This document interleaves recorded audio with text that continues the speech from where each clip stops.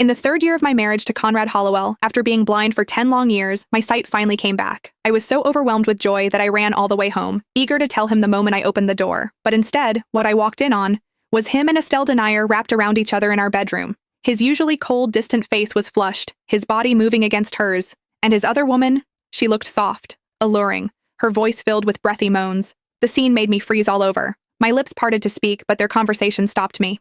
"Conrad," Estelle said with fake worry, "when are you planning to stop Ophelia's meds? The doctor said that if this continues for another month, she might go permanently blind." Conrad pinched her waist, his tone emotionless. "Her going blind is perfect. That way she'll never find out about us. I've already taken almost everything from her family. Aside from making perfume for me, she's useless."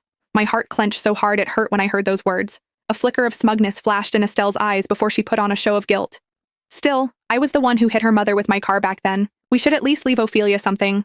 Think of it as my apology."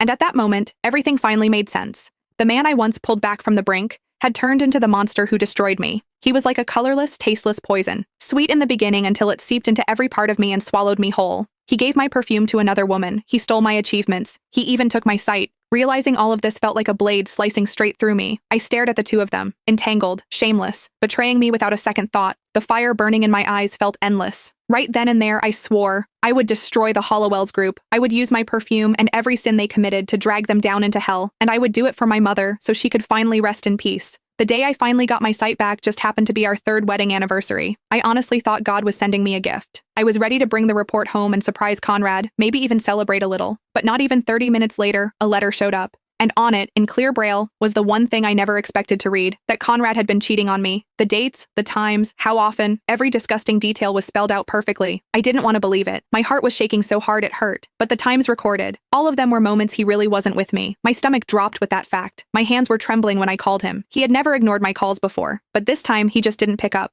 That's when the panic hit. I called him over and over, more than 10 times, and he didn't answer once. And then my phone suddenly popped up a notification from the weight tracker.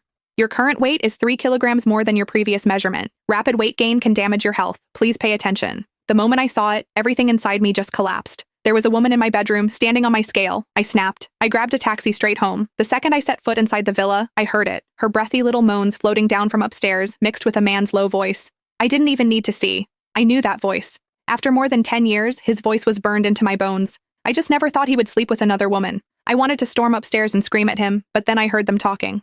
"Conrad, if I hadn't run over Ophelia's mother back then, you wouldn't have had to marry her just for a letter of forgiveness. And all these years, just to keep her clueless, you even messed with her eye medication. You've suffered so much because of me."